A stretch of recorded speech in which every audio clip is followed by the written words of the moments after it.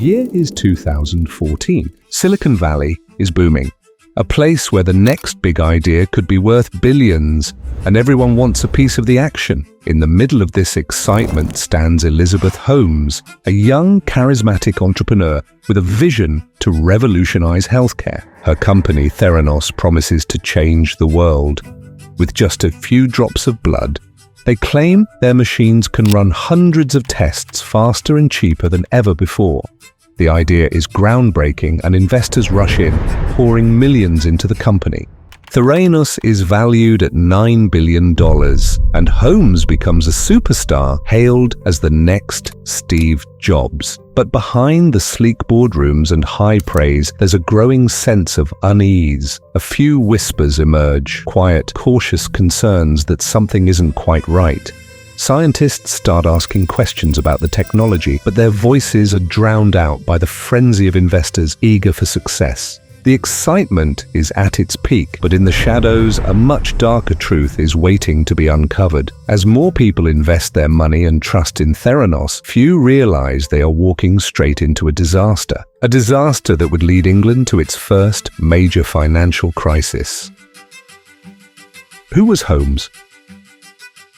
The minute you have a backup plan, you've admitted you're not going to succeed. These were Elizabeth Holmes' words when she rose to fame. The confidence in her words is evidence of how much faith she had in her plans. Her words seem to tell that this woman did not fear consequences. It tells how much surety she had of her big plan that was sapping money from people. Before we delve into Elizabeth Holmes' big scam, it is necessary to have a background check on this diva. Holmes was born on February 3rd, 1984. She attended Stanford University, where she studied chemical engineering but dropped out in 2003 to start Theranos. Her baby project, Theranos, was founded in 2003 with a promise to perform comprehensive blood tests using just a few drops of blood from a finger prick instead of traditional venous blood draws. The idea was great. In fact, it seemed spectacular in the world of healthcare. After all, it was considered fast, cheap, and convenient. Success came running to her. Holmes quickly rose to prominence and was often compared to Steve Jobs. She featured on numerous magazine covers and was once considered the youngest self-made female billionaire, with Theranos valued at around $9 billion at its peak. But then what went wrong? The rise of Theranos. Elizabeth Holmes' aim was to revolutionize the medical testing industry with Theranos. This ambitious 19-year-old chemical engineer and Stanford University dropout was fully focused at creating a device that could perform multiple blood tests from a single drop of blood. The initial concept was to develop a wearable device that would monitor blood and adjust drug dosages. Gradually, the idea evolved into a tabletop device that could perform numerous tests rapidly from a small blood sample. Initially, the concept attracted many, and why not? No more needles, no more long waits for results, just quick, easy, affordable answers at your local pharmacy. The concept of democratizing healthcare seemed fancy to everyone. Instead of having to go through complex hospital systems, anyone could walk into a clinic, give a small sample, and monitor their health easily. This idea, if successful, could prevent diseases before they became deadly, making healthcare more accessible to millions, especially the poor and those without insurance. It sounded too good to be true, but it had enormous potential. Eventually, investors piqued interest in the idea as well. Tim Draper, one of the early investors of Theranos, said, "This is a company that's working to save lives and change the cost structure of healthcare globally." That's how confident they were in its success. Theranos attracted significant investments early on, raising over $700 million from venture capitalists and private investors, including high-profile figures like Rupert Murdoch and the Walton family. By 2014, the company was valued at around $9 billion. That's huge. The success diary does not end here. Theranos secured numerous patents, bolstering its image as an innovative leader in medical technology. The company assembled a prestigious board, including former U.S. Secretaries of State George Shultz and Henry Kissinger, and former U.S. Secretary of Defense James Mattis. This lent credibility and influence to the company. Moreover, it partnered with Walgreens and Safeway to establish wellness centers in their stores, promising quick and easy blood testing. Walgreens began rolling out Theranos wellness centers in its stores in Arizona and California. Holmes became a media darling, gracing the covers of major magazines like Forbes, Fortune, and Inc. She was celebrated as a female tech pioneer and likened to Steve Jobs, adopting a similar black turtleneck wardrobe. While Holmes was enjoying fruits of her success, Theranos expanded its operations and increased its workforce, opening a high-profile lab in Palo Alto and another in Newark, California.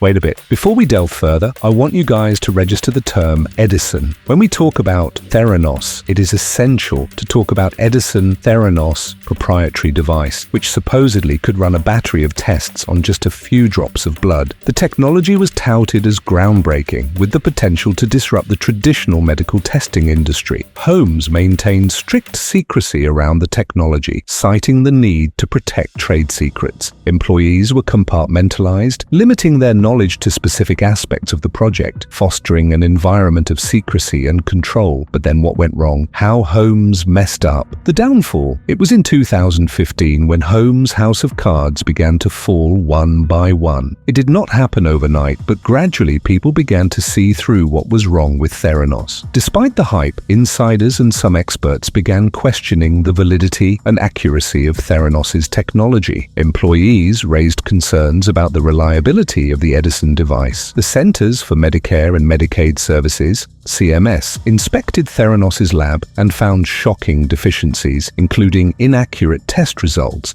that could have put patients' lives at risk. As expected, this led to increased regulatory scrutiny, with serious concerns over the company's operations. In October 2015, the Wall Street Journal dropped a bombshell. Journalist John Carreyrou published a series of articles revealing that Theranos' technology was deeply flawed. Instead of using their revolutionary Edison devices, the company had been secretly relying on conventional, commercially available machines to run many of its tests. Machines that were already available in hospitals. The big invention was coming to breathe its last.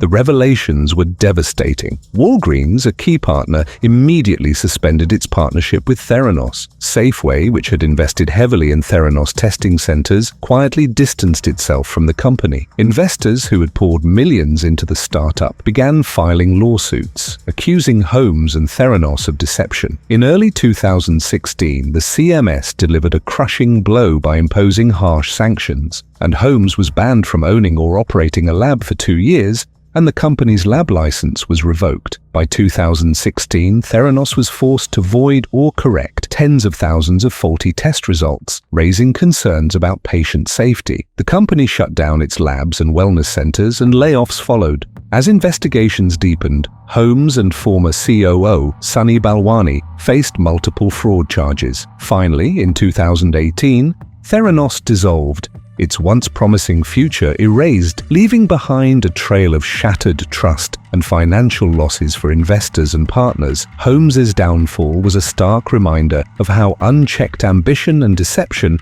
could bring even the brightest stars crashing down. The final fall of Elizabeth Holmes. When in June 2018, Elizabeth Holmes and Ramesh Sunny Balwani were indicted on multiple charges of wire fraud and conspiracy to commit wire fraud, it opened Pandora boxes. They too were accused of engaging in a multi-million-dollar scheme to defraud investors, doctors, and patients by making false claims about the capabilities and performance of Theranos' blood testing technology. Before the trial, both Holmes and Balwani faced intense media scrutiny. Holmes in particular became a focal point due to her high-profile status and the dramatic rise and fall of Theranos. The legal process leading up to the trial included numerous hearings and motions, with both sides preparing extensive evidence and witness lists. The trial of Elizabeth Holmes began in September 2021 in the U.S. District Court for the Northern District of California, overseen by Judge Edward Davila. The prosecution argued that Holmes knowingly deceived investors and patients about the capabilities of Theranos' technology. The case was strong. They presented evidence showing that the company's blood tests were unreliable and that Holmes was aware of the technology's shortcomings. The prosecution called multiple witnesses, including former Theranos employees, investors, and patients. Key testimonies included former employees. Employees testified about the internal workings of Theranos, the pressure to produce favorable results, and the manipulation of data. Investors recounted how Holmes and Theranos misrepresented the state of the technology and the company's financial health. Patients shared their experiences of receiving incorrect or misleading test results, highlighting the potential harm caused by Theranos' faulty technology. The defense argued that Holmes believed in the potential of Theranos' technology and did not intentionally commit fraud. They portrayed her as a hardworking and ambitious entrepreneur who faced challenges but did not intend to deceive anyone. But people could be dumb, but the law is not. You cannot deceive the masses for long. Elizabeth Holmes took the stand in her own defense, a rare move in high-profile criminal cases. She testified about her belief in Theranos' mission, her efforts to improve the technology, and her lack of intent to deceive. She also claimed that Balwani had a significant influence on her and the company's decisions. We have to give it to her. Her confidence in her plans did not falter, even when her world was falling apart.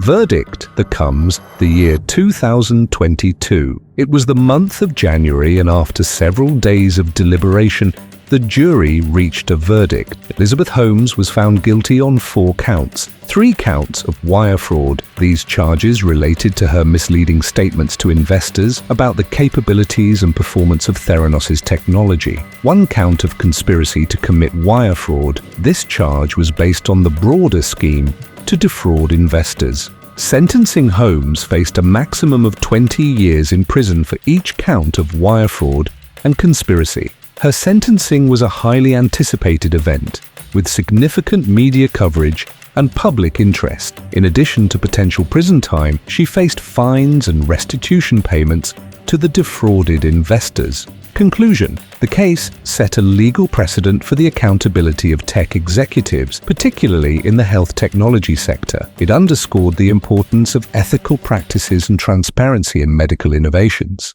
It also highlighted the risks associated with the fake it till you make it culture in Silicon Valley, where startups often exaggerate their capabilities to attract investment and attention. The Theranos story, ending with the trial and conviction of Elizabeth Holmes, is a warning about what can happen when you lie in business. It shows why honesty is important. People still talk about it to understand the dangers of trying to innovate without being truthful. If you are wondering about Elizabeth Holmes' whereabouts, well, as of now, Elizabeth Holmes is serving her prison sentence. In May 2023, Elizabeth Holmes reported to a federal prison in Texas to begin her 11-year sentence following her conviction on charges of fraud related to her role in the Theranos scandal. The case raised important questions about accountability and ethics in the startup world. Do you think she should be pardoned? Share your views in the comments below. We want to hear what you think about the implications of her actions and the future of innovation. If you found this story gripping, don't forget to subscribe to our channel and stay tuned for our next video, where we'll dive into more fascinating tales of scams and the lessons we can learn from them. Keep watching, and together let's uncover the truths behind the headlines.